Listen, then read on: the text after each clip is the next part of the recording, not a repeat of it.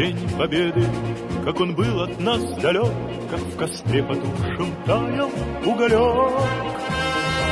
Были версты обгорелые в пыли, этот день мы приближали, как могли. Этот день Победы порохом пропах. Это праздник с сединою на висках. Это радость с слезами на глазах. День Победы, День Победы, День Победы.